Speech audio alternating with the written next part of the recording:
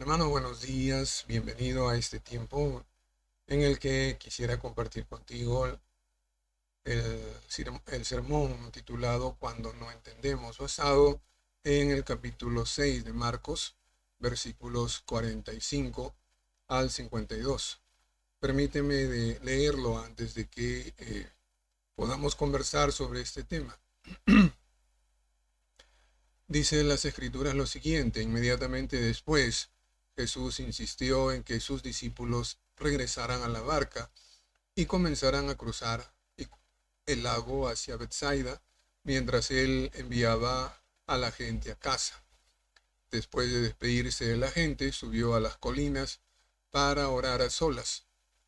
Muy tarde esa misma noche, los discípulos estaban en la barca en medio del lago y Jesús estaba en tierra solo.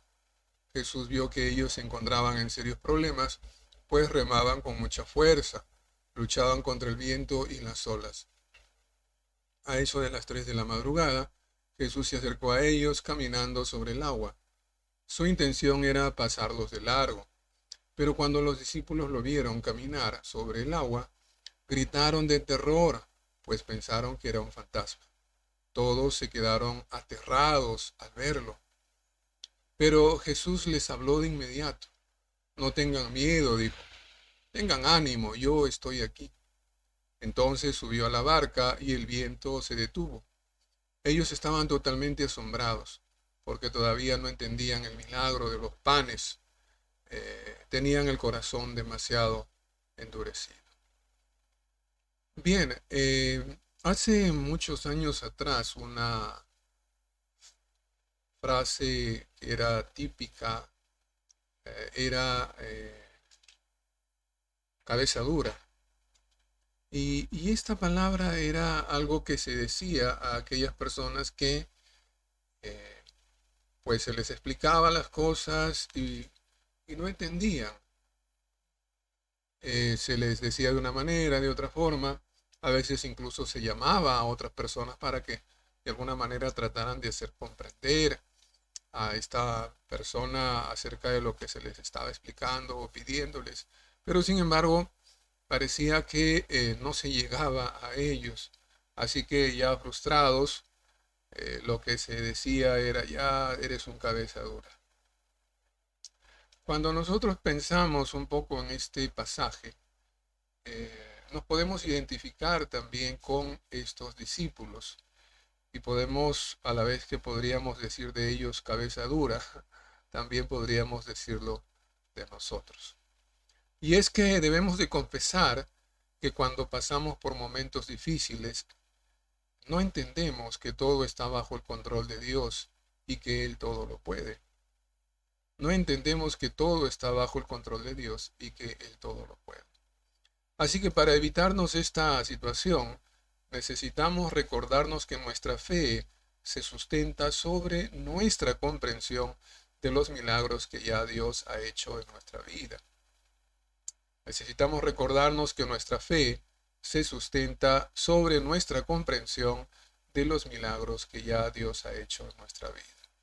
Es esto lo que vamos a hacer en este tiempo que quiero compartir con ustedes. El primer punto que quiero destacar es enfrentando una crisis.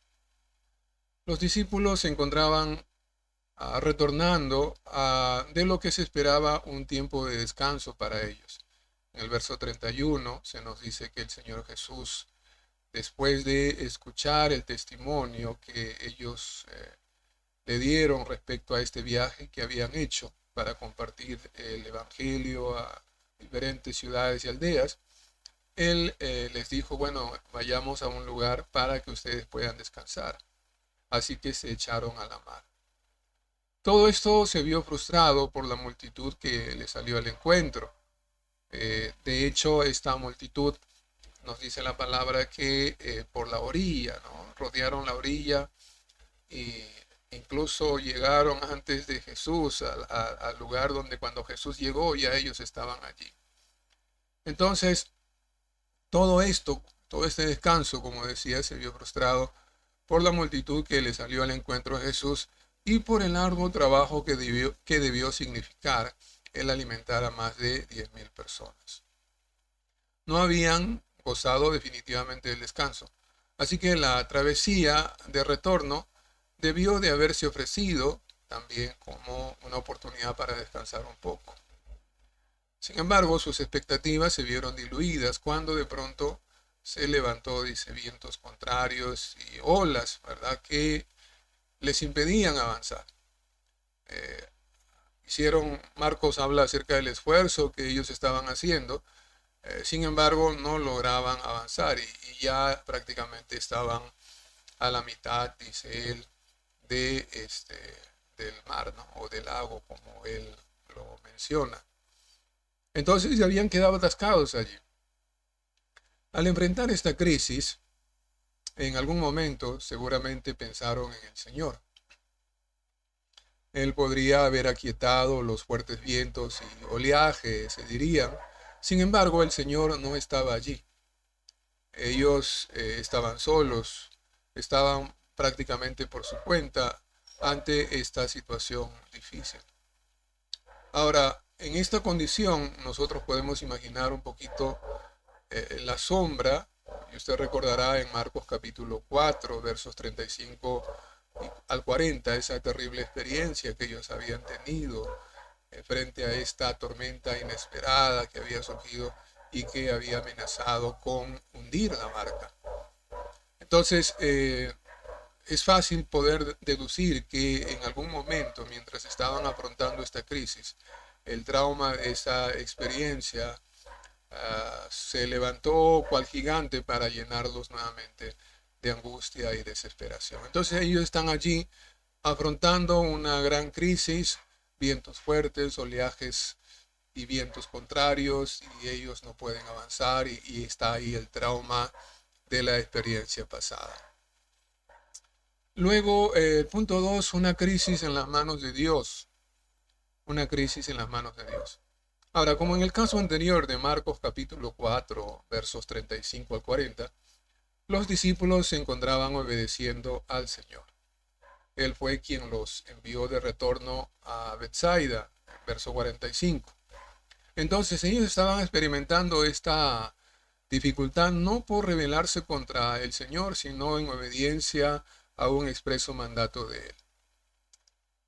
No sé si después de esta experiencia ellos estarían dispuestos a obedecer al Señor cada vez que les enviaba por el mar, ¿no? Ya era la segunda experiencia y notamos que se había hecho costumbre que cada vez que navegaban tenían problemas de tempestades y vientos fuertes. Bueno, no sabemos en realidad qué es lo que pasó más adelante, pero yo me imagino lo difícil que debió haber sido para ellos una situación como esta. Ahora, había una gran diferencia entre el viaje anterior y este. Y es que en el primer viaje el Señor Jesús estaba allí. Él estaba con ellos y bueno, al final el Señor hizo algo para solucionar ese problema que estaban pasando. Algo asombroso ocurrió allí. Pero aquí, en este momento, en el momento de nuestro pasaje, el Señor Jesús no está. Ellos estaban prácticamente abandonados a su suerte. O por lo menos esa es la conclusión que ellos sacaron. Así que la pregunta es, ¿realmente ellos estaban solos? ¿Estaban abandonados a su suerte? Marcos, quien recibió la información de primera mano de parte del apóstol Pedro para escribir este evangelio, nos da algunos detalles interesantes que nos afirman del hecho de que todo esto estaba bajo el control del Señor Jesús. Que el Señor Jesús estaba controlando todo esto. Marcos nos dice que el Señor, tras despedir a sus discípulos y a la gente, subió a las colinas para orar a solas.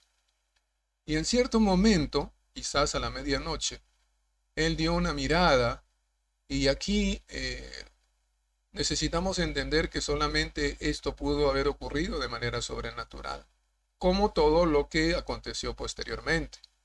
Entonces nos dice que Él levantó la mirada, y estamos hablando de aproximadamente unos 5,5 kilómetros, estamos hablando de oscuridad, y nos dice que el Señor Jesús vio a ellos en apuro, los vio con problemas, vio que estaban remando y no avanzaban absolutamente nada. Entonces, como es típico en el Señor, se nos dice que recién a las 3 de la madrugada se apareció por allí. Y decía, como es típico del Señor, es porque ustedes recordarán la experiencia de María y Marta, ¿no? Ellos esperaban al Señor Jesús 4 días antes, pero llegó 4 días después. Y aquí encontramos una situación casi parecida, en el sentido de que el Señor pudo haber llegado mucho más antes para evitarles ese problema y esa angustia y desesperación que había en ellos. Pero sin embargo, el Señor decidió tardarse un poquito más. Así que el Señor estaba dando tiempo que las cosas empeoraran y así los discípulos pudieran entender que el Señor tiene control de todas las cosas y no hay nada imposible para Dios. Entonces, llegado el momento, Él bajó de la colina y fue al encuentro de ellos. Marcos nos dice que era a las 3 de la mañana cuando esto ocurrió. Lo que acontecería posteriormente sería impresionante, ¿no? Una muestra extraordinaria del poder del Señor. Encontramos a un Señor Jesús caminando sobre las aguas, un Pedro experimentando brevemente lo que puede ser posible cuando se tiene fe y lo que sucede también cuando se pierde. Pero todos ellos asombrados, reconociendo al final, como afirma Mateo capítulo 14, verso 33, que Jesús verdaderamente era el Hijo de Dios. No sé si esto era una afirmación más emocional que racional. Probablemente fue más emocional. Ahora, encontramos una serie de acontecimientos y sentimientos que se sucedieron desde la frustración de no haber podido tener ese anhelado descanso, el enojo por tener que enfrentar nuevamente vientos fuertes, el resentimiento porque Jesús los había llevado a ese lugar y ellos estaban solos, el pánico por ver que alguien venía a ellos sobre las aguas y creyeron que era un fantasma, el asombro que trajo por fin la paz que cuando Jesús subió a la barca y por fin la adoración a Jesús. Todos estos definitivamente ocurrieron bajo el control del Señor. Él tuvo el control en todo tiempo. La crisis de los discípulos siempre estuvo en las manos de Jesús, aun cuando ellos pensaron que estaban abandonados a su suerte. Esto nos hace pensar también en aquello que el apóstol Pablo dijo respecto a nuestras pruebas. Y él dijo que el Señor no dejará que seamos probados más allá de lo que podemos soportar. Y esto nos habla de una experiencia parecida a la de los discípulos allí en el mar de Galilea, es decir, el Señor siempre tiene el control y que cuando experimentamos una crisis en nuestra vida, aun cuando aparentemente el Señor no está con nosotros, Él tiene el control de todo ello. Ahora bien, el tercer punto que quiero destacar es lo que debemos de entender acerca de las crisis y los milagros de Dios.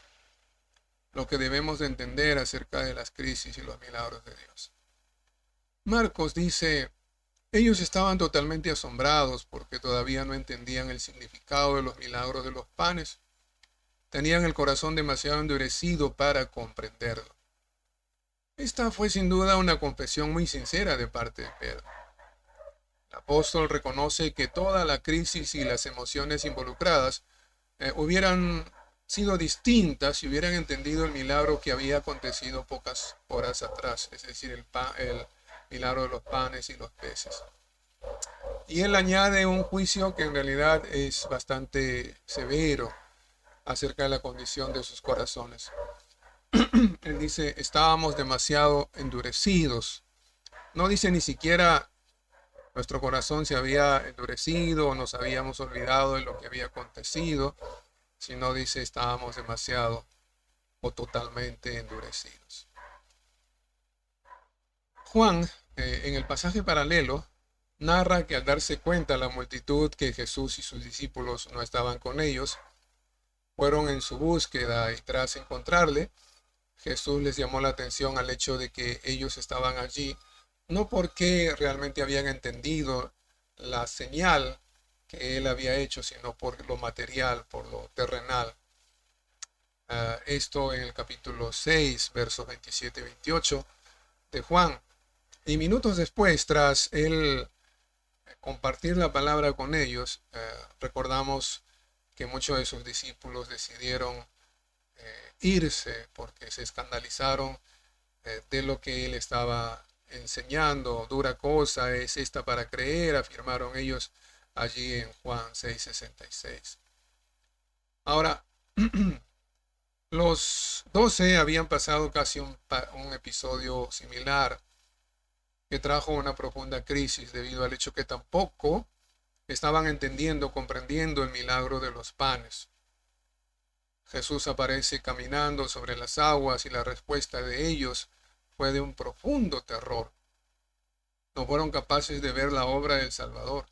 No fueron capaces de confiar en que las cosas estaban en las manos del Salvador, sino que por su poca fe creyeron que se trataba de un fantasma y se llenaron de miedo, dice Marcos. Marcos es bastante expresivo en sus palabras, seguramente haciendo eco de aquello que Pedro le comentó. Marcos dice que clamaron, y aquí la idea es eso de chillar, gritar, aterrorizados, ¿no? Estaban muertos de miedo por la escena que contemplaban. Tras esto, dice el evangelista que cuando Jesús levantó la voz tranquilizándolos, primero y luego trayendo paz, por fin, dice, cuando subió a la barca. Ahora, más allá del gozo posterior y del reconocimiento que hicieron del poder del Señor, las palabras del apóstol Pedro fueron significativas porque nos llaman la atención al hecho que debemos poner mayor consideración a aquellas cosas que el Señor hace en nuestras vidas, lo que Él hizo en nuestra vida, porque a partir de ello se levanta nuestra fe, a partir de nuestra comprensión de lo que el Señor ha hecho, se levanta nuestra comprensión acerca de quién es Él y de lo que Él puede hacer en nuestras vidas. Y eso una vez más es lo que es el contenido detrás de las palabras. Si hubiéramos entendido que el milagro, o si hubiéramos entendido que en el milagro de los peces y los panes ya nos estaba mostrando su poder y que realmente Él era hijo de Dios, nuestra reacción habría sido distinta. El temor se hubiera alejado para dar paso a la confianza y el gozo ante tal muestra de poder, pero no lo entendimos porque teníamos el corazón endurecido. Sería una paráfrasis de lo que Pedro le dijo a Marcos. Ahora la pregunta es, ¿no nos resulta conocida esta conclusión? Nos ha pasado muchas veces lo mismo.